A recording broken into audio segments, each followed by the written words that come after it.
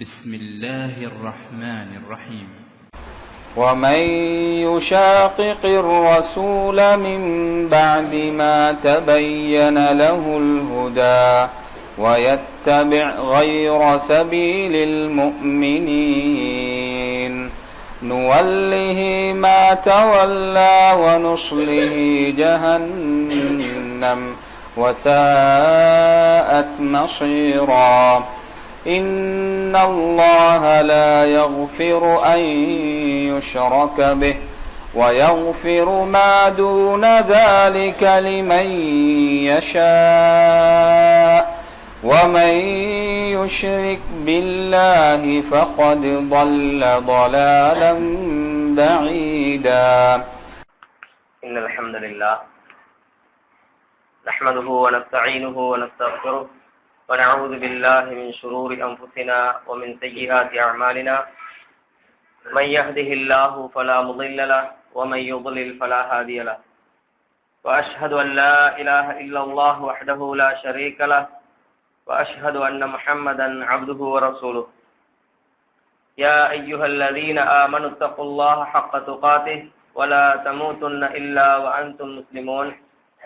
يا أيها الناس اتقوا ربكم الذي خلقكم من نفس واحدة وخلق منها زوجها وبث منهما رجالا كثيرا ونساء واتقوا الله الذي تساءلون به والأرحام إن الله كان عليكم رقيبا. يا أيها الذين آمنوا اتقوا الله وقولوا قولا سديدا يصلح لكم أعمالكم ويغفر لكم ذنوبكم ومن يطع الله ورسوله فقد فاز فوزا عظيما. எல்லாம் வல்ல அல்லாஹின் நல்லடியார்களே, அன்பின் இஸ்லாமிய சகோதரர்களே,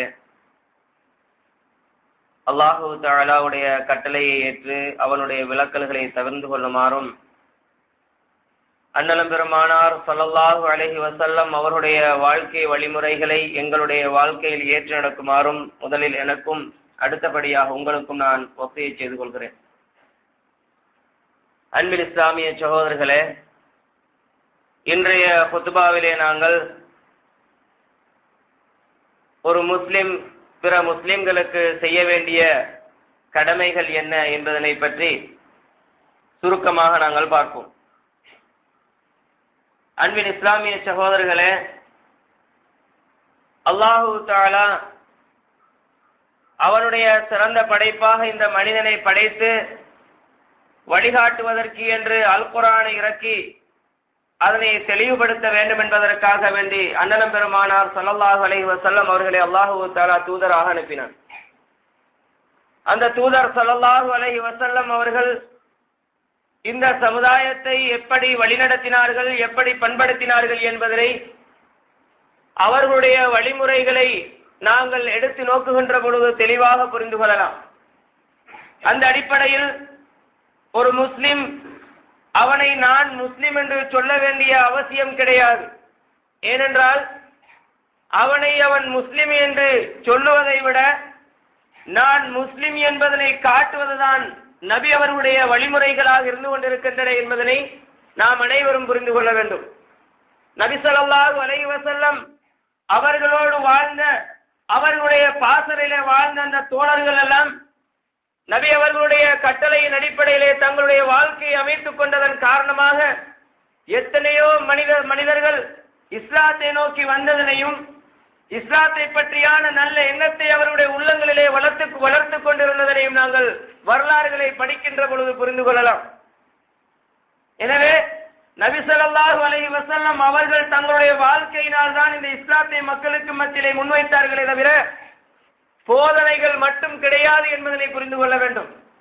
நாங்கள் முஸ்லிம்கள் என்று சொன்னால் சில நேரங்களிலே பாதைகளிலே செல்லுகின்ற பொழுது எங்களை பார்த்து நாங்கள் முஸ்லிம் என்று காட்டுவதை விட நான் முஸ்லிம் என்று சொல்லப்பட வேண்டும் என்பதுதான் எங்களுடைய முஸ்லிம் சமுதாயத்திலே அதிகமாக காணப்படக்கூடிய ஒரு தன்மையாக இருந்து கொண்டிருக்கிறது.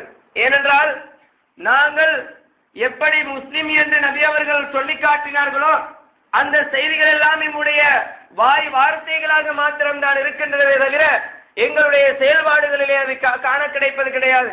எனவே சகோதரர்களே, நாங்கள் முஸ்லிம்கள் என்று சொன்னால் எங்களுடைய வாழ்க்கையில் அவைகளை நடைமுறைப்படுத்துவதனூடாக நாங்கள் மற்றவர்களுக்கு முஸ்லிம்கள் என்று தெரிந்து கொள்ளக்கூடிய முறையிலே வாழ வேண்டும் என்பதனை நாம் அனைவரும் எங்களுடைய மனதிலே இருத்திக் கொள்ள வேண்டும். அதே போன்று அல்லாஹு தஆலா இந்த மனித சமுதாயத்திலே 3 விதமான தன்மைகளை தனக்குள் வைத்துக் கொண்டிருக்கிறான். அதாவது அல்லாஹு தஆலா அந்த 3 விதமான தன்மைகளிலும் ஒரு தன்மை இருக்கிறது, ஒரு நிலை இருக்கிறது, ஒரு சட்டம் அவனிடத்திலே.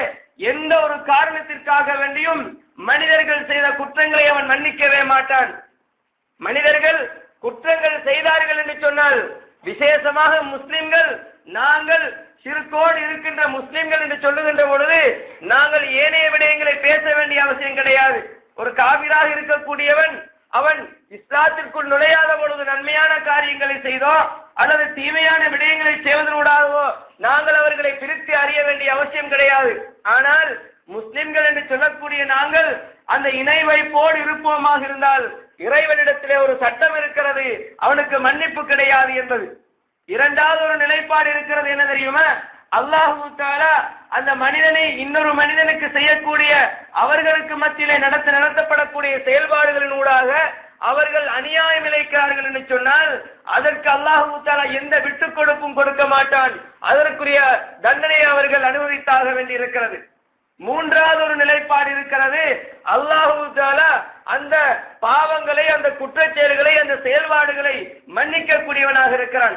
இந்த 3 நிலைப்பாடும் என்னவென்று சொன்னால் சகோதரர்களே, முதலாவது அந்த பகுதியை நாம் எடுத்து நோக்கின்ற பொழுது நபி அவர்களுடைய தெளிவான செய்தி, அல்லாஹு தஆலா எந்த ஒரு காரணத்துக்காக வேண்டியும் ஒரு மனிதனை மன்னிக்க மாட்டான். அல்லாஹ் திருமறையில் கூட சொல்லி காட்டுகிறான். எப்படி என்று சொன்னால், இன்னல்லாஹ லா யக்ஃபிரு அன் யுஷ்ரக பிஹி வ யக்ஃபிரு மா தூன ذلك லிமன் யஷா. அல்லாஹு தஆலாவுக்கு யாரெல்லாம் இணை வைக்கிறார்களோ, அல்லாஹ்வுக்கு இணை கற்பிக்கின்றார்களோ அவர்களுடைய எந்த ஒரு பாவங்களையும் அல்லாஹு தஆலா மன்னிக்க மாட்டான். அவர்கள் எப்படிப்பட்டவர் என்று சொன்னால், அந்த அல்லாஹு தஆலா அந்த இணை வைப்போடு இல்லாத மக்களுடைய பாவங்களை அவன் நாடியவர்களுக்கு மன்னிக்கின்றான். அதே நேரத்தில் வமன் யுஷ்ரிக் பில்லாஹி ஃபக்கத் ضل ضلالا بعيدا.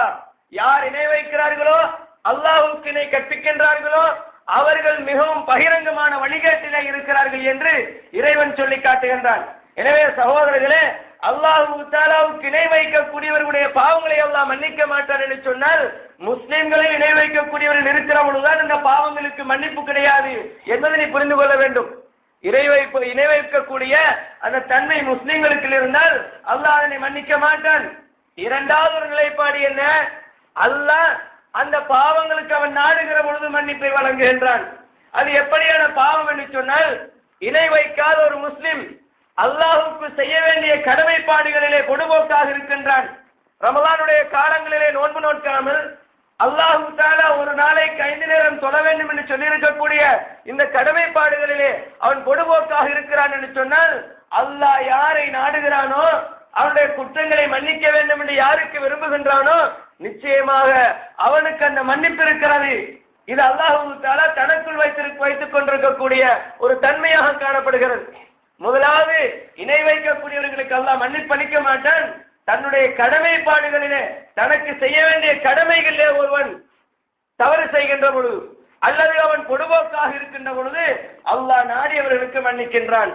மூன்றாவது தன்மைதான், ஒரு மனிதன் இன்னொரு மனிதனுக்கு செய்யக்கூடிய அநியாயங்கள், அவர்களுக்கு மத்தியிலே ஏற்படக்கூடிய செயல்பாடுகள், இப்படி ஒன்று நடந்து விட்டது என்று சொன்னால் அதுல எந்த விதமான விட்டுக் கொடுப்பும் இறைவனிடத்திலே கிடையாது. அந்த மனிதன் யாருக்கு தவறு செய்தானோ, யாருக்கு அநியாயம் இழைத்தானோ, யாருடைய உள்ளத்தை புண்படுத்தினானோ அவனிடத்திலிருந்து இவனுக்கு மன்னிப்பு வேண்டும், அல்லது அதற்குரிய இஸ்லாம் சொல்லக்கூடிய சட்டம் அங்கே நிறைவேற்றப்பட வேண்டும். அப்பொழுதுதான் இறைவன் அவனை மன்னிக்கிறான் என்ற 3 வகையான தன்மைகள் காணப்படுகின்றன. அன்புக்குரிய சகோதரர்களே, இந்த அடிப்படையில நாம் பார்க்கின்ற பொழுது 3வது பகுதியைத்தான் நாங்கள் இன்று நோக்கி இருக்கின்றோம். அதாவது ஒரு மனிதன் இன்னொரு மனிதனுக்கு எப்படி நடந்து கொள்ள வேண்டும், அவன் எவ்வாறாக நடந்து கொள்வதற்கு இஸ்லாம் நமக்கு வழிகாட்டுகின்றது. நபி அவர்கள் தன்னுடைய வாழ்க்கையில எவ்வாறு மற்ற முஸ்லிம்களோடு ஏனைய மனிதர்களோடு எப்படி வாழ்ந்தார்கள் என்ற அந்த தன்மையை நாங்கள் பார்க்கின்ற பொழுது நபி ஸல்லல்லாஹு அலைஹி வஸல்லம் அவர்கள் முஸ்லிம்களை பார்த்து சொல்லுகிறார்கள். அபூ ஹுரைரா ரலியல்லாஹு அன்ஹு அவர்கள் அறிவிக்கக்கூடிய செய்தி, ஹக்குல் முஸ்லிமி அலல் முஸ்லிமி ஹம்சுன். ஒரு முஸ்லிம் இன்னொரு முஸ்லிமுக்கு செய்ய வேண்டிய கடமைகள் 5. இன்னொரு ரிவாயத்திலே 6 என்று நபி அவர்கள் குறிப்பிட்டு காட்டுகிறார்கள். முஸ்லிமிலே வரக்கூடிய ரிவாயத் அது. அப்ப இந்த 5 அல்லது 6 இந்த கடமைகளும் என்னவென்று சொன்னால், ஒரு முஸ்லிம் சலாம் சொல்லிவிட்டான் என்று சொன்னால், ஒரு முஸ்லிமை பார்த்து சலாம் சொன்னால் அவனுக்கு பதில் சொல்ல வேண்டும். இரண்டாவது, ஒரு முஸ்லிம் நோய்வாய்ப்பட்டு விட்டான் என்று சொன்னால் அவனை சென்று நோய் விசாரிக்க வேண்டும். மூன்றாவது, ஒருவன் மரணித்து விட்டால் அந்த ஜனாசாவை பின்தொடர்ந்து செல்ல வேண்டும். மூன்றாவது, இஸ்லாம் அனுமதித்த உணவுகளுக்கு விருந்துகளுக்கு அழைப்பு கொடுத்தால் அதற்கு நாங்கள் விடையளிக்க வேண்டும். ஐந்தாவது, ஒருவன் தும்மினால் தும்மியது மாத்திரம் கிடையாது, தும்மி அல்ஹம்துலில்லாஹ் என்று சொன்னால் அவனுக்கு பதிலளிக்க வேண்டும் என்று நபி அவர்கள் சொல்கிறார்கள். ஆறாவது கடமை என்னவென்று சொன்னால், ஒரு முஸ்லிம் வருகிறான், வந்து எனக்கு உபதேசம் செய்யுங்கள் என்று சொல்லுகிறான். அப்படியான ஒரு முஸ்லிமுக்கு நாங்கள் உபதேசம் செய்ய வேண்டும் என்று 6வது கடமையாக நபி அவர்கள் சொல்லி காட்டுகின்றார்கள். அன்புக்குரிய சகோதரர்களே, ஒரு முஸ்லிம் இன்னொரு முஸ்லிமுக்கு செய்ய வேண்டிய கடமைகளை மிகவும் சுருக்கமாக நபி அவர்கள் எப்படி சொல்லி காட்டுகிறார்கள் என்பதை புரிந்து கொள்ள வேண்டும். அப்ப நாங்கள் ஒரு முஸ்லிம் இன்னொரு முஸ்லிமுக்கு சலாம் சொல்வது, சலாம் சொல்லப்பட்டால் அவனுக்கு பதிலளிப்பது கடமை என்பதனை தெளிவாக புரிந்து கொள்ள வேண்டும். இந்த 5 அல்லது 6 கடமைகளையும் நாம் நம்முடைய வாழ்க்கையில் சரிவர நிறைவேற்றுமாக இருந்தால் நாங்கள் யாருமே பிணக்குகளோ அல்லது எங்களுக்கு மத்தியிலே குரோதங்களோ அல்லது எங்களுடைய உள்ளங்களுக்கு மத்தியிலே பிளவுகளோ இருக்க மாட்டாது என்பதை நானும் நீங்களும் தெளிவாக புரிந்து கொள்ள வேண்டும். நபி ஸல்லல்லாஹு அலைஹி வஸல்லம் அவர்கள் சலாம் சொல்லுகின்ற அந்த முதலாவது கடமையிலே எப்படி இருந்தார்கள் என்று நாங்கள் பார்ப்போம் என்று சொன்னால், நபி அவர்கள் ஏற்றத்தாழ்வு பார்க்கவில்லை, வசதியானவர்கள் என்று பார்க்கவில்லை, அவர்களுடைய நண்பர்கள் என்று பார்க்கவில்லை, நம்முடைய தோழர்கள் என்று பார்க்கவில்லை, எனக்கு தெரிந்தவர்கள் என்று நபி அவர்கள் பார்க்கவில்லை. யாரையெல்லாம் நபி அவர்கள் முஸ்லிம்கள் என்று கண்டுகொள்கிறார்களோ அவர்களுக்கு சலாம் சொல்ல வேண்டும் என்று சொல்கிறார்கள். அதனால்தான் நான் ஆரம்பத்திலேயே சொன்னேன், என்ன தெரியுமா, நான் ஒரு முஸ்லிம் என்று ஒரு முஸ்லிம் தன்னை சொல்ல வேண்டிய நிலைப்பாடு இருந்து கொண்டிருக்கிறது. சலாத்தை பொறுத்தளவிலே நாங்கள் இஸ்லாம் சொல்லக்கூடிய வழிமுறைகளை பின்பற்றி வாழ்வோமாக இருந்தால், இஸ்லாம் சொல்லக்கூடிய அந்த சரியான செயல்பாடுகளை எங்களுடைய வாழ்க்கையிலே கொண்டு வந்தால் நிச்சயம் இந்த சலாம் சரியான முறையிலே மக்களுக்கு மத்தியிலே பிரயோகப்படுத்தப்பட முடியும் என்பதில் எந்தளவும் சந்தேகம் கிடையாது.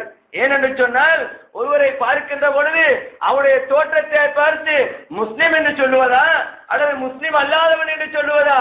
சில நேரங்களிலே பள்ளிக்கு பக்கத்தால பாங்கு சொல்லுகின்ற நேரத்தில் செல்லக்கூடிய ஒரு மனிதர் இருப்பார். அவருடைய முகத்தை பார்த்தால் எந்த ஒரு மயிரும் இருக்காது, அவருடைய ஆடைகளை பார்த்தால் வித்தியாசமாக இருக்கும்.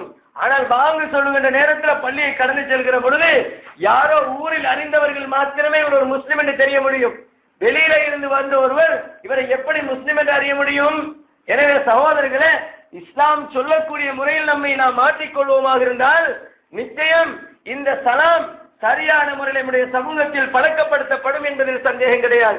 அதே நேரத்தில் சலாம் சொல்லுகின்ற பொழுது அழகிய முறையிலே சலாம் சொல்ல வேண்டும்.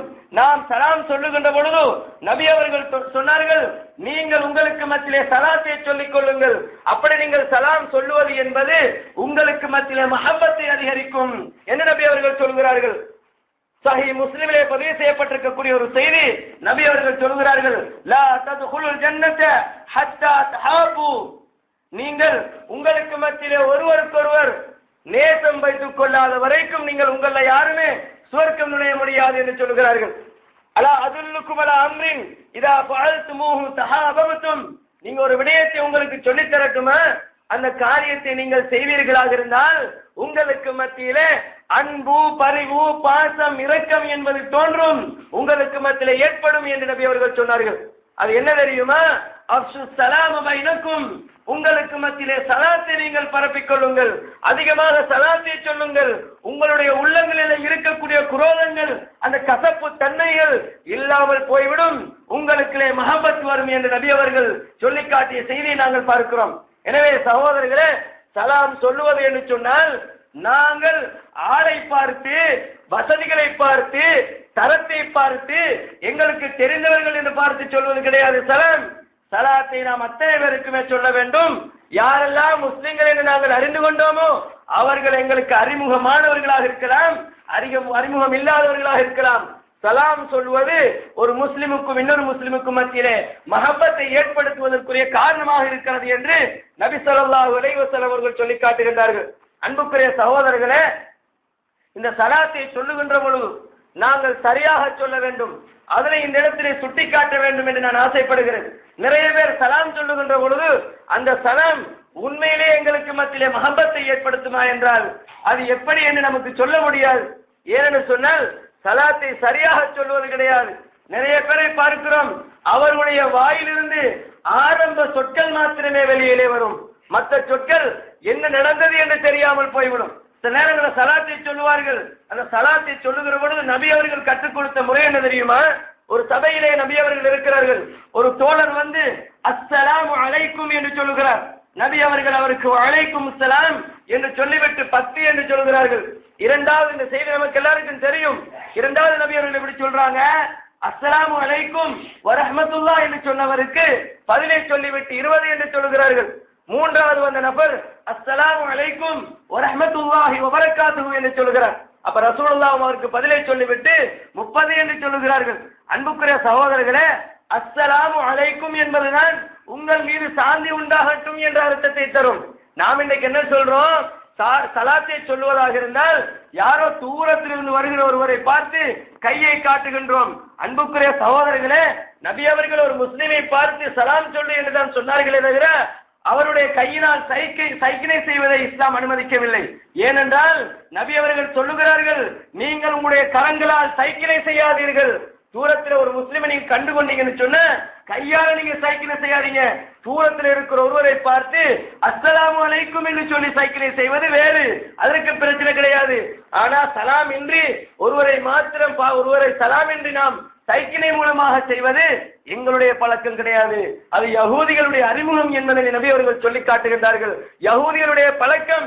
எனவே நீங்கள் கைகளால் இஷாரா செய்வதை தவிர்த்து கொள்ளுங்கள். இப்படி செய்யறதுனால நாம் யாரை பார்த்து இஷாரா செய்ய முடியும்?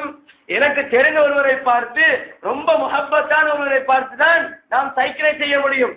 ரொம்ப முஹப்பத்தானவர் என்று சொன்ன சலாம் சொல்லக்கூடாதா? சலாம் சொல்வது என்ன தடை செய்யப்பட்டிருக்கிறதா? நாம் சலாம் சொல்லுவதனுடைய தான் அந்த இஷாரா வர வேண்டும். கையால் சைக்கிளை செய்வது என்று வர வேண்டும். இல்லாமல் நாம் சைக்கிளை மாத்திரம் செய்வது யஹூதுடைய பழக்க வழக்கங்களில் உள்ளது என்று நபி அவர்கள் சொல்லி காட்டுகின்ற செய்தியை நாங்கள் பார்க்கிறோம். எனவே சகோதரர்களே, சலாம் சொல்லுவது என்பது அழகான முறையில் சொல்ல வேண்டும். அஸ்ஸலாமு அலைக்கும் என்று நாம் சொல்ல வேண்டும். நிறைய பேருடைய சலாம் வித்தியாசமாக இருக்கிறது. இந்த இடத்திலே நாம் அந்த சலாங்களை சொல்லி காட்டினோம் என்று சொன்னால் சில நேரங்களில் சிரிப்பு வந்துவிடும். எனவே அதனை நாம் தவிர்த்து விடுகிறோம். சலாம் என்று சொன்னால் அஸ்ஸலாமு அலைக்கும் என்று இவர் அழகான தெளிவான முறையில சொல்ல வேண்டும் என்பதனை நாம் புரிந்து கொள்ள வேண்டும். அதுக்கு மாற்றமாக நாம் சலாத்தை வித்தியாசமாக நாவில் ஏதோ நுனிப்புள் மேய்வது போல சொல்லிவிடக் கூடாது என்பதனையும் நான் நீங்களும் புரிந்து கொள்ள வேண்டும். இரண்டாவது விஷயம், ஒரு நோயாளியை சென்று நோய் விசாரிக்க வேண்டும். இதுல கூட நமக்குள்ள ஏற்றத்தாழ்வுகள் இருக்கிற சகோதரர்களே. ரசூலுல்லாஹி ஸல்லல்லாஹு அலைஹி வஸல்லம் அவர்கள் இந்த முஸ்லிமுடைய உறவு எப்படி இருக்க வேண்டும் என்பதை சொல்லுகிற பொழுது, ஒரு முஸ்லிம் மற்ற முஸ்லிமோடு எப்படி இருக்க வேண்டும் என்பதை சொல்லுகிற பொழுது ஒரு உடலுக்கு ஒப்பாக சொல்லி காட்டுகிறார்கள். எங்களுடைய உடலிலே ஒரு நோய் ஏற்பட்டு விட்டது என்றால், ஒரு வருத்தம் ஏற்பட்டு விட்டது என்று சொன்னால் எங்களுடைய முழு உடலுமே வருத்தப்படுகிறது. ஒரு உறுப்பு நோய்வாய்ப்பட்டதற்காக முழு உடலுமே வருத்தப்படுகிறது என்று சொன்னால், இப்படித்தான் ஒரு முஸ்லிம் மற்ற உம்மத்துடைய விஷயத்தில் இருக்க வேண்டும், மற்ற முஸ்லிமுடைய விடயத்தில் இருக்க வேண்டும். அன்புக்குரிய சகோதரர்களே, இந்த செய்திகளை நாம் தெளிவாக புரிந்து கொள்ள வேண்டும். எங்களுக்கு நோயாளியை விசாரிப்பது என்று சொன்னால் அவர்கள் எங்களுக்கு தெரிந்தவர்களாக இருக்கலாம், சில நேரங்களில் தெரியாதவராக இருக்கலாம். நாம் நோயாளி என்று நாம் அறிந்து விட்டோம் என்றால் முஸ்லிம் என்ற அடிப்படையில் நாம் நோய் விசாரிக்க செல்வது எங்களுடைய கடமையாக இருந்து கொண்டிருக்கிறது. அதனால்தான் சில ஜமாஅத்துக்களை பொறுத்தளவிலே அவர்களுடைய சிறந்த ஒரு பழக்கம் என்ன தெரியுமா? அவர்களுடைய ஒரு குறிப்பிட்ட நேரத்துக்கு பின்னால் அவர்கள் யார் யாரெல்லாம் நோய்வாய்ப்பட்டிருக்கிறார்கள் என்பதனை அவர்கள் மசூரா செய்து அந்த நோயாளிகளை சென்று விசாரிப்பார்கள். இது அந்த ஊரை சார்ந்த ஒருவர் அதுக்கு முன் உதாரணமாக அல்லது அறிமுகம் செய்து கொள்ள காட்டக்கூடியவராக இருப்பார். இப்படி அந்த கூட்டத்துக்கு மத்தியிலே இவ்வாறான ஒரு பழக்கம் இருப்பதை பார்க்கிறோம். நாம் என்ன செய்கிறோம் தெரியுமா? எங்களுக்கு தெரிந்தவராக இருக்க வேண்டும். சில நேரங்களிலே எங்களுக்கு தெரிந்தவராக இருந்தாலும் சில நேரங்களில் தரத்தில் குறைந்தவராக இருந்தால் அதனை நாங்கள் ஏற்றத்தாழ்வோடு பார்க்கிறோம். என்ன இவன் சாதாரண ஒரு ஆளா இருக்கிறான், இவனை போய் நான் நோய் விசாரிக்கிறதா? அல்லது நேரம் இல்லை என்று சொல்லுவோம். எல்லோருக்கும் இருக்கக்கூடிய ஒரு தன்மை என்ன தெரியுமா? நேரம் இல்லை. நோயாளியை போய் பார்க்கிறதுக்கு நேரம் இல்லை. எப்படி நேரம் இல்லை என்று சொன்னால் ஒரு ஏழையாக இருக்கக்கூடியவன், தரத்திலே குறைந்தவனாக இருக்கக்கூடியவன் பார்த்தா தான் நேரம் இல்லை. ஆனால் ஊர்ல பெரிய புள்ளியாக இருக்கிறார், வசதி படைத்தவராக இருக்கிறார், எல்லாருக்கும் நேரம் எங்கிருந்தோ வந்துவிடும்.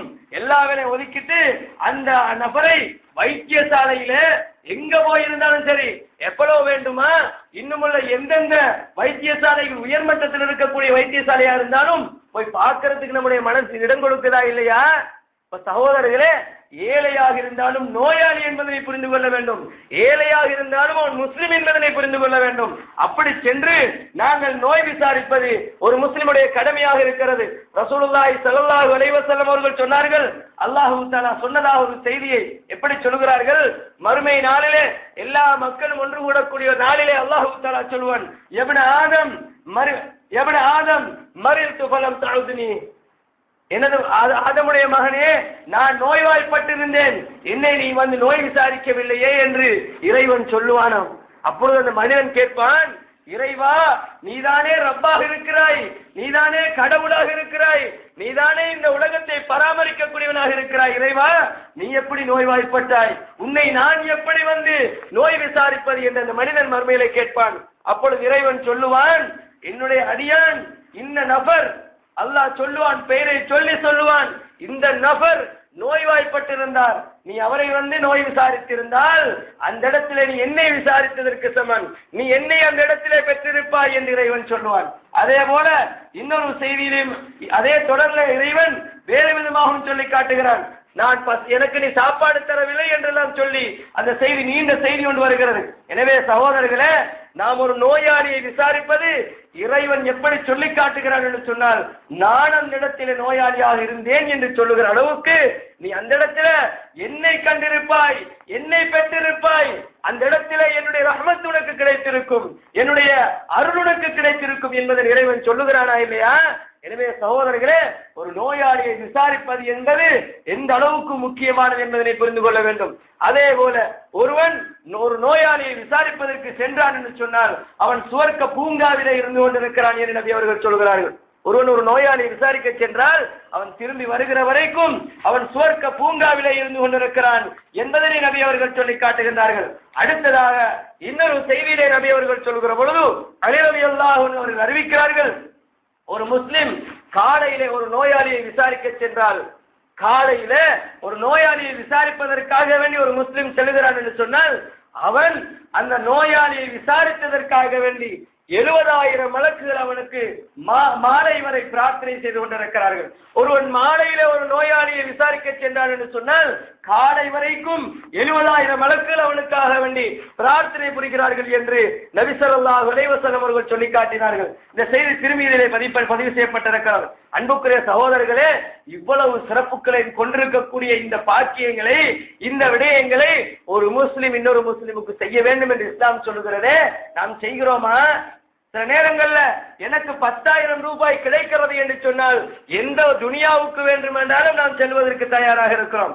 இன்று பிள்ளைகளை விட்டுவிட்டு, மனைவியை விட்டுவிட்டு, பெற்றோரை விட்டுவிட்டு எத்தனையோ வருடங்கள் கண்காணாத தேசத்துக்கு செல்கிறான். அவன் மீண்டு இங்கே வருகிற பொழுது அவன் கண்ட எத்தனையோ பேருடைய உயிர்கள் இந்த பூமியில இருந்திருக்காது, உடல்கள் எல்லாம் மண்ணாய் போயிருக்கும். அப்படிப்பட்ட தூர தேசத்துக்கு செல்கிறான். எதற்காக? தன்னுடைய அரைசான் வயிற்றுக்காக, தன்னுடைய பிள்ளை குட்டிகளை பார்ப்பதற்காக என்று 20,000, 30,000, 40,000 ரூபாய் பணம் கிடைக்கிறது என்பதற்காக செல்லுகிறானே. ஒரு நோயாளியை ஒருவன் விசாரித்தால் 70,000 மலக்குகள் அவனுக்கு பிரார்த்தனை செய்கிறார்கள் என்று சொன்னால் இந்த பாக்கி நமக்கு போதாதா சகோதரர்களே? அதற்கான செல்லக்கூடாதுன்னு நான் சொல்லல, செல்ல வேண்டும். ஆனால் அந்த அளவுக்கு சிறப்புடையது இவைகள் என்பதனை நாம் ஏன் இன்னும் புரிந்து கொள்ளவில்லை? ஒரு நோயாளி விசாரிக்கிறேன்னு சொன்ன அதை விட சோம்பேறித்தனம் நமக்கு எதுவுமே கிடையாது. எனவே நாம் நோயாளியை விசாரிப்பு முஸ்லிமுக்கு செய்ய வேண்டிய கடமை என்று வருகிற பொழுது ரசூலுல்லாஹ் என்னலகா ஒரு பொதுவான செய்தியில என்னலகா தெளிவா சொல்லி இருக்கிறார்கள் என்று புரிந்து கொள்ள வேண்டும். எனவே நாம் அவ்வாறான கடமைகளை சரிவர செய்வோமாக இருந்தால் எங்களுக்கு நிறைய நன்மைகளை நாம் சேர்த்துக் கொள்ளலாம். அடுத்ததாக நபி அவர்கள் ஒருவன் மரணித்து விட்டால் அவனுடைய ஜனாதாவை பின்தொடர்ந்து செல்ல வேண்டும் என்று சொல்கிறார்கள். யார் ஒருவன் அப்படி ஜனாதாவோடு செல்கிறானோ அவனுக்கு 2 தீராத்துக்கள் கிடைக்கின்றன என்று நபி அவர்கள் சொல்கிறார்கள். 2 தீராத் நன்மை என்று சொன்னால் சஹாபாக்கள் கேட்கிறார்கள், யார ரசூலல்லாஹ் அந்த தீராத் என்று சொன்னீர்களே, அந்த தீராத் என்ன? அந்த கீராத்தினுடைய அளவு என்ன என்று கேட்கிறார்கள். ரசூலுல்லாஹ் சொல்லுகிறார்கள், பிரம்மாண்டமான 2 மலைகளின் அளவு என்று சொல்லுகிறார்கள். நாம் என்ன செய்தோம்? ஏதாவது நம்முடைய ரத்தங்கள் சிந்தியதா? நம்முடைய பொருளாதாரங்கள் செலவழிந்ததா? எதுவுமே நடக்கவில்லை. ஒரு ஜனாசாவுக்கு நாம் என்ன செய்தோம் என்றால், பள்ளிக்கு சென்று தொழுது விட்டோம், பிரார்த்தனை செய்தோம், கபருக்கு சென்று அடக்கம் செய்து விட்டு வந்தோம். இதற்கு 2 கைராத் பெரும் மலையளவு நன்மைகள் கிடைக்கிறது என்று சொன்னால், இதை விட அற்புதமான நன்மைகள் வேறு எங்கு நாம் பெற்றுக்கொள்ள முடியும் சகோதரர்களை? எனவே இறைவன் இந்த அடியானோடு இரக்கமாக இருக்கிறான். அவனுக்கு சிறிய காரியங்களை செய்யுமாறு சொல்கிறான். சாதாரணமான விஷயங்கள், இலகுவாக செய்ய முடியுமான விடயங்கள், எங்களால் முடியும் என்று நாம் எதனையெல்லாம் இறைவன் எங்களுக்கு வகுத்து தந்திருக்கிறானோ அத்தனை காரியங்களை நாம் செய்கிற பொழுது பிரமாண்டமான நன்மைகளை நமக்கு வைத்திருக்கிறான். எனவே இவ்வளவு பிரமாண்டமான நன்மைகள் ஜனாதாவை பின்துயர்வதாக இருக்கிறது என்பதை புரிந்து கொள்ள வேண்டும். அதுல கூட ஆள் பார்த்து நாம் செல்வதை தவிர்த்துக் கொள்ள வேண்டும். வணக்காரன்னு சொன்ன நிறைய மக்கள் வந்து சேர்க்கிறார்கள்.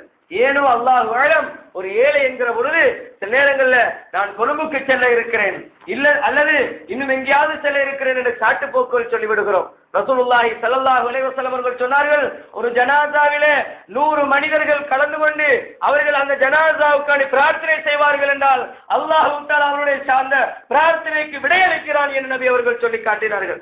அதே போன்று இணை வைக்காத 40 நபர்கள் ஒரு ஜனாசாவிலே கலந்து கொள்வார்கள் என்று சொன்னால் அவர்கள் செய்யக்கூடிய பிரார்த்தனை அல்லாஹ் தஆலா அங்கீகரிக்கிறான் என்று நபி அவர்கள் சொல்லி காட்டினார்கள். அன்புக்குரிய சகோதரர்களே, இணை வைப்பு கூடாது என்று சொல்கிறோம். இணை வைப்பு நாம் எங்களை சுவர்க்கத்திலிருந்து தடை செய்யக்கூடிய ஒரு காரியம் என்று சொல்லுகிறோம். இணை வைப்பதன் ஊடாக எங்களுடைய நன்மைகள் எல்லாம் அழிந்து விடுகிறது என்று சொல்லுகிறோம். ஆனால் நாங்கள் ஏன் ஒரு ஜனாசாவுக்கு செல்லக்கூடாது? அந்த ஜனாசாவுடைய சென்று நாம் கலந்து அந்த ஜனாசாவுக்காக ஏன் பிரார்த்தனை புரியக்கூடாது? அன்புக்குரிய சகோதரர்களே, இவைகளை மனதில் கொண்டு இஸ்லாம் ஒரு முஸ்லிம் இன்னொரு முஸ்லிமுக்கு செய்ய வேண்டிய கடமைகள் என்று சொல்லி இருக்கக்கூடிய அந்த அம்சங்களிலே நானும் நீங்களும் கரிசனையோடு நடந்து கொள்ள வேண்டும். அதே போன்று நபி ஸல்லல்லாஹு அலைஹி வஸல்லம் அவர்கள் சொன்ன 4வது விடயம் என்ன தெரியுமா? ஒருவன் விருந்துக்கு அழைத்தால் அந்த விருந்துக்கு மதிப்பளிக்க வேண்டும். ஒருவன் இஸ்லாம் அனுமதித்த, இஸ்லாம் காட்டியிருக்கக்கூடிய விருந்துகளுக்கு அழைத்தால், நபி வழியிலே சொல்லப்பட்ட அந்த விருந்துகளாக இருந்தால் அதற்கு அவன் விடையளிப்பது கட்டாய கடமை. ஒரு முஸ்லிம் அந்த முஸ்லிமுக்கு செய்ய வேண்டிய கடமைகளில் ஒன்று என்று நபி ஸல்லல்லாஹு அலைஹி வஸல்லம் அவர்கள் சொல்கிறார்கள். இப்னு உமர் ரலியல்லாஹு அன்ஹு அவர்கள் சொல்கிறார்கள், மன் துஇய இலா உர்ஸின் அவ் நஹ்விஹி ஃபல்யுஜிப். யார் ஒருவன் ஒரு விருந்துக்கோ அல்லது அதை போன்ற ஒன்றுக்கோ அழைக்கப்படுகிறானோ அவன் அதற்கு விடையளிக்கட்டும் என்று நபி அவர்கள் சொல்லி காட்டினார்கள்.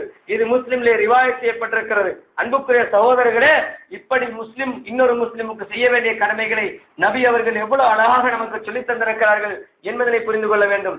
எனவே இந்த கடமைகளோடு நாங்கள் எங்களுடைய வாழ்க்கையில தெளிவாகவும் நாங்கள் எங்களை முஸ்லிம்கள் என்று காட்டுவதற்கு இவ்வாறான வழிமுறைகள் தான் எங்களிடத்தில் இருக்க வேண்டுமே தவிர, நான் ஒரு முஸ்லிம் என்று நாங்கள் சொல்லித்தான் மற்றவர்கள் புரிந்து கொள்ள நாம் இடமளிக்க கூடாது.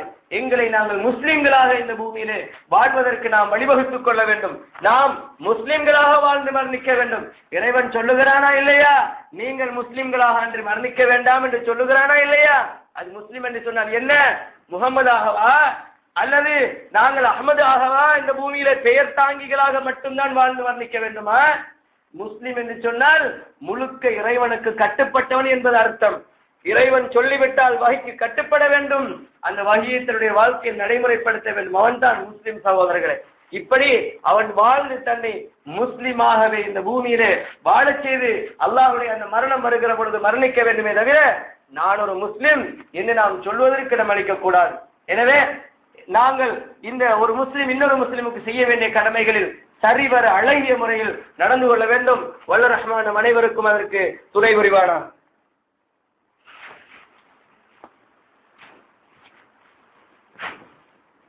அல்ஹம்துலில்லாஹ் வஸ்ஸலாத்து வஸ்ஸலாமு அலா ரசூலில்லாஹ் முஹம்மது இப்னு அப்துல்லாஹ் மா பஅத்.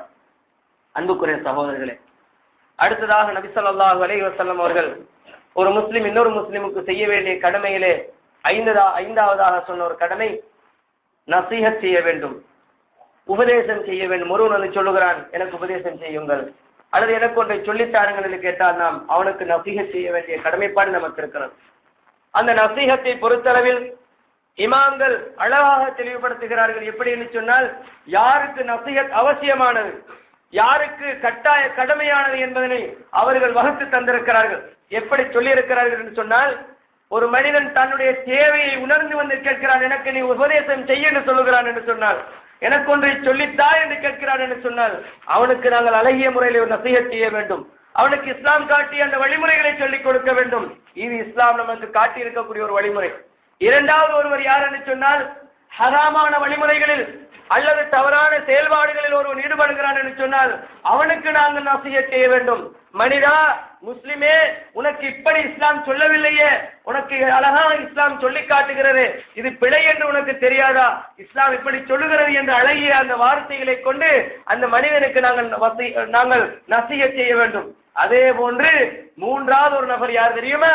பிதஅத்தான காரியங்களிலே ஒரு மனிதன் இருக்கிறான் என்று சொன்னான், இஸ்லாம் சொல்லாத, இஸ்லாம் அனுமதிக்காத, காட்டாத வழிமுறைகளை ஒருவன் செய்கிறான் என்று சொன்னால் அவனுக்கும் நாங்கள் நசீஹத் செய்வது வாஜிபி என்று நாங்கள் புரிந்து கொள்ள வேண்டும். நபி ஸல்லல்லாஹு அலைஹி வஸல்லம் அவர்கள் சொல்கிறார்கள், ஒரு முஸ்லிம் இன்னொரு முஸ்லிமுக்கு அவன் நசீஹத் செய்ய வேண்டும். அந்த நசீஹத் அவன் தன்னுடைய வாழ்க்கையிலே ஒரு முஸ்லிமுக்கு இப்படி வாழ வேண்டும் என்ற அந்த செய்திகளை அவனுக்கு முன்வைக்க வேண்டும். தன்னுடைய வாழ்க்கையை அவன் குர்ஆனிய வாழ்க்கையாக அமைத்துக் கொண்டு அவனுக்கு அந்த வாழ்க்கை வழிமுறைகளை சொல்லிக் கொடுக்க வேண்டும் என்று நபி ஸல்லல்லாஹு அலைஹி வஸல்லம் அவர்கள் சொல்லி காட்டுகின்றார்கள். அவன் அல்லாஹ்வுக்காக, அவனுடைய தூதருக்காக, வேதத்துக்காக நசீஹத் செய்ய வேண்டும் என்று சொன்னால் அந்த அடிப்படையில் தன்னுடைய வாழ்க்கையை அமைத்துக் கொள்ள வேண்டும். ஈமான் எப்படி கொள்ள வேண்டுமோ அந்த ஈமானுடைய அம்சங்களை சரியாக புரிந்து அதன் அடிப்படையில் அவன் ஈமான் கொள்ள வேண்டும். முஸ்லிம்களுக்கு அவன் எப்படி நசீஹத் செய்ய வேண்டும் என்று சொன்னால் அவன் செய்யக்கூடிய நன்மைகளை அவனுக்கு தூண்ட வேண்டும், நன்மையான காரியங்களை சொல்ல வேண்டும், தீமையான விடயங்களை விட்டு அவர்களை தடுக்க வேண்டும் என்பது நபி ஸல்லல்லாஹு அலைஹி வஸல்லம் நமக்கு காட்டியிருக்கக்கூடிய வழிமுறைகள். அடுத்ததாக சகோதரர்களே, ஒருவன் தும்மினால் அவன் அல்ஹம்துலில்லாஹ் என்று சொன்னால் நாம் யர்ஹமுக்கல்லாஹ் என்று நாம் சொல்ல வேண்டும். அவன் தும்மி ஒன்றுமே சொல்லவில்லை என்றால் நாம் சொல்ல தேவையில்லை. நபி அவருடைய வழிமுறை அப்படித்தான் சொல்லுகிறது. ஒரு சபையிலே நபி அவர்களுடைய மஜ்லிஸிலே ஒரு மனிதர் தும்மினார், எதுவுமே சொல்லவில்லை, அவருடைய பாட்டுக்கு அவர் வந்துட்டார், பக்கத்தில் இருந்தவரும் எதுவுமே சொல்லவில்லை. இரண்டாவது ஒரு நபர் தும்மியதற்கு பின்னால் அல்ஹம்துலில்லாஹ் என்று சொன்னதும் அந்த நபர் யர்ஹமுக்கல்லாஹ் என்று சொல்லுகிறார். ஏற்கனவே தும்மிய மனிதர் நபி அவர்களிடத்திலே புகார் செய்கிறார், யா ரசூலல்லாஹ், நானும் தான் தும்மினேன், எனக்கு யர்ஹமுக்கல்லாஹ் சொல்லவில்லை என்று சொல்கிறார்கள். அப்பொழுது நபி அவர்கள் சொன்னார்கள், அவன் தும்மி அல்ஹம்துலில்லாஹ் என்று சொன்னான். அதற்கு இவர் பதிலளித்தார், நீ தும்மியதற்கு பின்னால் எதுவுமே சொல்லவில்லை, உனக்கு அந்த பதில் தர வேண்டிய அவசியம் கிடையாது என்று நபி அவர்கள் சொல்லி காட்டுகிறார்கள். எனவே ஒருவர் தும்மினால் அல்ஹம்துலில்லாஹ் என்று சொல்ல வேண்டும். அல்ஹம்துலில்லாஹ் என்று சொன்னவருக்கு பதிலாக யர்ஹமுக்கல்லாஹ் என்று இவர் பதிலளிக்க வேண்டும். பதிலளித்தவருக்கு மீண்டும் தும்மியவர் யஹ்தீகுமுல்லாஹு வ யுஸ்லிஹு பாலக்கும் என்று அவர் பிரார்த்தனை செய்ய வேண்டும் என்று நபி அவருடைய வழிமுறையை பார்க்கிறோம். எனவே இது ஒரு முஸ்லிம் இன்னொரு முஸ்லிமுக்கு செய்ய வேண்டிய கடமையாக இருந்து கொண்டிருக்கிறது. அன்புக்குரிய சகோதரர்களே, இது ஒரு முஸ்லிம் இன்னொரு முஸ்லிம் என்று சொன்னால் தனி முஸ்லிமுக்கு மட்டுமல்ல, ஒரு முஸ்லிம் என்று நாம் பார்ப்பதல்ல. நபி அவர்கள் அல் முஸ்லிம் என்று சொல்லவில்லை, இன்னொரு முஸ்லிமுக்கு என்று சொன்னால் அது முழு சமுதாயத்தையுமே உள்ளடக்கியதாகத்தான் இருக்கிறது. ஒரு முஸ்லிம் தனது ஏனைய முஸ்லிம்களுக்கு செய்ய வேண்டிய கடமைகளில் இவைகளை நாம் பார்க்க வேண்டும். அடுத்ததாக சகோதரர்களே, இந்த கடமைகளை நாம் சரிவர நிறைவேற்றுகின்ற அதே வேளையில் கடைசியாக ஒரு குறிப்பு என்ன தெரியுமா? நாம் இப்பொழுது முஹர்ரமுடைய மாதத்தை அடைந்திருக்கிறோம். இந்த மாதம் எப்படிப்பட்ட மாதம் என்று நாம் அனைவரும் அறிந்து வைத்திருக்கக்கூடிய ஒரு அம்சமாக இருக்கிறது. நபி ஸல்லல்லாஹு அலைஹி வஸல்லம் அவர்கள் இந்த மாதத்தை மிகச்சிறந்த மாதமாக அஷ்ஹுருல் ஹுர்மாக ஒரு விடயமாக சொல்லி இருக்கிறார்கள். கண்ணியமான ஒரு மாதமாக சொல்லி தந்திருக்கிறார்கள். ரமலானுடைய காலத்துக்கு பின்னால் மிகச்சிறந்த மாதம் என்று சொன்னால் முஹர்ரமுடைய மாதம் என்று சிறப்பு சொல்லி இருக்கிறார்கள். அதே போன்று இந்த மாதத்திலே வரக்கூடிய 9வது 10வது நாட்களை நாம் நோன்பு நோக்க வேண்டும் என்று நபி அவர்கள் எங்களுக்கு வலியுறுத்தி இருக்கிறார்கள். அது மூசா அலைஹிஸ்ஸலாத்து வஸ்ஸலாம் அவர்கள் ஃபிரௌனுடைய அந்த படையினரிடமிருந்து காப்பாற்றப்பட்ட நாள். அதற்காக வேண்டி மூசா அலைஹிஸ்ஸலாம் இறைவனுக்கு நன்றி செலுத்தும் பொருட்டு இந்த நாளிலே நோன்பு நோற்றார்கள். எனவே நாங்களும் நோன்பு நோக்க வேண்டும் என்று நபி அவர்கள் எங்களுக்கு வழிகாட்டி இருக்கிறார்கள். இந்த இடத்திலே நானும் நீங்களும் இவைகளை தெளிவாக புரிந்து வைத்திருக்கிறோம். முஹர்ரம் எப்படிப்பட்டது, அதிலே என்னென்ன செய்ய வேண்டும் என்பதனை எல்லாம் நாம் புரிந்திருக்கிறோம். ஆனால் இந்த முஹர்ரமுடைய மாதத்தை பொறுத்தளவிலே இந்த முஹர்ரம் தான் நபி அவர்கள் காட்டிய முதல் மாதமா என்றால் நபி அவர்கள் காட்டவில்லை. நபி அவர்கள் இந்த முஹர்ரம் மாதத்தை முதல் மாதம் என்று சொல்லவில்லை. நாம் இந்த முதல் மாதம் என்று முஹர்ரத்தை எப்படி அறிந்து கொள்கிறோம் என்று சொன்னால், அபூ மூஸா அல்-அஷ்அரி ரலியல்லாஹு அன்ஹு அவர்களுக்கு ஒரு கடிதம் செல்கிறது. உமர் ரலியல்லாஹு அன்ஹு அவர்கள் கடிதம் அனுப்புகிறார்கள். கடிதம் அனுப்புகின்ற பொழுது அபூ மூஸா அல்-அஷ்அரி ரலியல்லாஹு அன்ஹு அவர்கள் உமர் ரலியல்லாஹு அன்ஹுவுக்கு திருப்பி சொல்கிறார்கள், இதுல எந்த விதமான திகதியும் குறிப்பிடப்படவில்லையே, எந்த மாதமும் குறிப்பிடப்படவில்லையே என்று உமர் ரலியல்லாஹு அன்ஹு அவர்களுக்கு சொல்கிறார்கள். இது உமர் ரலியல்லாஹு ஆட்சி காலத்தில் நடக்கிற ஒரு சம்பவம். உமர் ரலியல்லாஹு அன்ஹு அவர்கள் அதனை வாங்கி மஷூரா செய்கிறார்கள். சஹாபாக்களோடு மஷூரா செய்கின்ற பொழுது சிலர் சொல்லுகிறார்கள், ரோமானியர்களுடைய அந்த முதல் பகுதியை நாங்கள் வைத்துக் கொள்ளலாம், பாரசீகருடைய மாதத்தை நாம் முதல் மாதமாக ஆக்கிக் கொள்ளலாம் என்று ஒவ்வொருவரும் ஒவ்வொரு கருத்தை சொல்லுகிற பொழுது கடைசியாக முஹர்ரம் என்ற அந்த செய்தி மக்களுக்கு மத்தியிலே முன்வைக்கப்படுகிறது. சஹாபாக்கள் அப்பொழுதுதான் முஹர்ரம் மாதத்தை முதல் மாதமாக நாம் எம்முடைய இஸ்லாமிய வருடத்தில் ஆக்கிக் கொள்ள வேண்டும் என்று தீர்மானிக்கிறார்கள். உமர் ரலியல்லாஹு அன்ஹு அவர்களுடைய ஏற்பாட்டின் அடிப்படையில், சஹாபாக்களுடைய இஜ்மாயின் அடிப்படையிலே இந்த முஹர்ரம் என்று முதல் மாதமாக தீர்மானிக்கப்படுகிறது. ஆனால் சகோதரர்களே, இப்ப முஹர்ரம் மாதம் முதலாவது மாதமா இரண்டாவது மாதமா என்பதல்ல இந்த இடத்திலே பிரச்சனை. முஹர்ரம் மாதம் என்று நாம் எப்படியோ எங்களுடைய சமுதாயத்துக்கு ஒரு வருடமும் அந்த வருடத்தை ஆரம்பிப்பதற்கு என்று முஹர்ரம் என்ற ஒரு மாதமும் ஆரம்பமாக இருக்கிறது. ஆனால் இந்த முஹர்ரம் மாதத்தை நம்முடைய சமுதாயம் எப்படி கொண்டாடுகிறது? இன்று எங்க நிறைய பேர் என்ன செய்கிறார்கள், நேற்று இரவு நிறைய பேருடைய போன்களுக்கு சரியான பிஸியாக இருந்திருக்கும். என்ன வாழ்த்து செய்திகள் பறந்திருக்கும். SMS மூலமாக புதிய வருடத்தை நாம் அடைந்து விட்டோம், புதிய வருடத்துக்கு உங்களுக்கு வாழ்த்துக்கள், புத்தாண்டு வாழ்த்துக்கள். வருகிற பொழுது கூட ஒரு இடத்துல பெரிய பேனர் ஒன்று அடிச்சிருக்கிறாங்க. என்னன்னு சொன்ன 1434வது புதிய வருடத்தின் புத்தாண்டு வாழ்த்துக்கள். இதுதான் நமக்கு சொல்ல தெரியும். ஆனா இந்த வருஷம் நாம் எதை செய்ய வேண்டும், எங்களுக்கு என்ன இதை சொல்லிக் கொண்டிருக்கிறது என்பதனை எங்களுடைய சமுதாயம் புரியாதவர்களாக இருந்து கொண்டிருக்கிறார்கள். வாழ்த்துல மட்டுமே காணம் போகுது. அன்புக்குரிய சகோதரர்களே, முதலாவது ஒன்றை புரிந்து கொள்ளுங்கள், வாழ்த்து அனுப்புவது என்பது இஸ்லாமிய வழிமுறையா? ஒருவன் முஹர்ரம் மாதத்தை முன்வைத்து புதிய வருடம் என்று சொல்லுகிறானே, இப்படி வாழ்த்து அனுப்புவது இஸ்லாம் நமக்கு காட்டிய வழிமுறையா என்று ஒரு கணம் நீங்கள் சிந்தித்து பாருங்கள். ஹாப்பி நியூ இயர் அனுப்பினது யார்? முஸ்லிம்களா? நபி அவருடைய காலத்துல புதிய வருஷம் வரலையா? சரி, உமர் ரலியல்லாஹு அன்ஹு அவருடைய காலத்துல முஹர்ரம் மாதம் ஏற்படுத்தப்பட்டதற்கு பின்னால் சஹாபாக்கள் யாரும் உயிரோடு இருக்கவில்லையா? உஸ்மான் ரலியல்லாஹு அன்ஹு அவர்கள் ஆட்சிக்கு வந்தார்கள், அலி ரலியல்லாஹு அன்ஹு அவர்கள் ஆட்சிக்கு வந்தார்கள், முஆவியா ரலியல்லாஹு என்று 100 வருடம் வரும் வரைக்கும் சஹாபாக்கள் உயிரோடு இருந்தார்கள். 110 வருஷம் வரைக்கும் சஹாபாக்கள் உயிரோடு இருந்தார்கள். இந்த வருஷங்களுக்கு புதிய வருடங்கள் என்று அவர்கள் சொன்னார்களா? வழிமுறைகள் ஏதாவது இருக்கிறதா என்றால் எதுவுமே கிடையாது. இந்த வழிமுறைகள் உருவாக்கப்பட்டிருப்பது எப்படி என்று சொன்னால் யகூதிகளுடைய வழிமுறை. அவன் தான் கிறிஸ்துவ ஆண்டை அவன் புதிய வருடம் என்று மக்களுக்கு அறிமுகப்படுத்தி ஜனவரி என்று சொல்லி எல்லோருக்கும் ஒரு வாழ்த்து அனுப்புகிறான். எப்படி? உங்களுக்கு புத்தாண்டு வாழ்த்துக்கள். இது அப்படியே நம்முடைய முஸ்லிம்கள் காப்பி செய்து கொண்டு இன்று புத்தாண்டு வாழ்த்துக்கு ஒருத்தருக்குமே புத்தாண்டு கிடையாது. நாங்கள் முஹர்ரம் என்று சொல்லுகிறோமே, புதிய வருடம் என்று சொல்லுகிறோமே, ஏனையவர்களுக்கு அவ்வாறான ஒரு புத்தாண்டு கிடையாது. அவர்களுக்கு அந்த மாதங்களை அவர்களாகவே உருவாக்கி கொண்டு அவர்கள் செய்கிறார்கள். நாங்கள் அப்படி செய்ய முடியாத சகோதரர்களே. நாம் ஒரு காரியத்தை செய்வோமாக இருந்தால் அந்த காரியம் அல்லாஹ்வின் தூதரால் நமக்கு வழிகாட்டப்பட்டிருக்கிறதா என்று பார்க்க வேண்டும். குறைந்தபட்சம் அதற்கு பின்னால் வாழ்ந்தவர்களுடைய வரலாறுகளை நாம் பார்க்க வேண்டும். இல்லை என்று சொன்னால் நாம் ஏன் அந்த யகூதிகளுடைய அந்த செயல்பாடுகளை செய்ய வேண்டும்? எப்பொழுது எடுத்தாலும் யகூதிகள் இப்படிப்பட்டவர்கள் அப்படிப்பட்டவர்கள், அவர்களை நாம் இப்படி பார்க்க வேண்டும் என்று யகூதிகளை கீறி கிழித்து விடுவோம். ஆனா அவருடைய செயல்பாடுகள் கொஞ்சம் கொஞ்சமாக மறைமுகமாக நம்முடைய சமுதாயத்தில் ஏராளமாக இருக்கிறது. விசேஷமாக கொள்கை பேசக்கூடிய நமக்குள்ளேயே எவ்வளவு இருக்கிறது தெரியாமல். இதற்கு முன்னால் கூட சில தினங்களை நாங்கள் பார்த்திருந்தோம். எத்தனையோ தினங்கள் அது சென்ற ஹுத்பாக்களே பேசப்பட்டதாக நம்முடைய சகோதரர்கள் சொன்னார்கள். இப்படி எத்தனையோ தினங்கள், ஆசிரியர் தினம் என்றும் சிறுவர் தினம் என்றும் எத்தனையோ தினங்களை பார்க்கிறோம். இந்த தினங்களை எல்லாம் உருவாக்கி அதற்கு என்று கொண்டாட்டங்கள் ஏற்படுத்தியவர்கள் யார்? இந்த யகூதிகள். எங்களை நாங்கள் அறியாமல் அவைகளை செய்து கொண்டிருக்கிறோம் சகோதரர்களே. எனவே புத்தாண்டு வாழ்த்துக்கள் என்று நாம் அதனை பரப்பி திரிவது எங்களுக்கு தேவையற்ற ஒரு காரியம். ஆனால் முஹாசபா செய்து கொள்வது அவசியமாக இருந்து கொண்டிருக்கிறது. நாங்கள் எங்களை பரிசோதித்துக் கொள்ள வேண்டும். நான் என்னை மாற்றிக் கொண்டிருக்கிறேனா?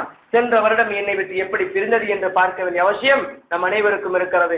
எனவே சகோதரர்களே, முஹர்ரம் மாதத்தை நாம் தெளிவாக இறைவன் சொன்ன அடிப்படையில், நபி அவர்கள் காட்டிய வழிமுறை அடிப்படையிலே நாங்கள் இந்த வருடங்களை கழிக்க வேண்டும், இந்த மாதங்களை சிறப்பிக்க வேண்டுமே தவிர நாங்கள் யஹூதி நசாராக்களுடைய அந்நியவர்களுடைய கலாச்சாரங்களை எம்முடைய இந்த மார்க்கத்தில் புகுத்தி நாம் எங்களுடைய மார்க்கத்தினுடைய அந்த புனிதத்துவத்தை கெடுத்துவிடக் கூடாது.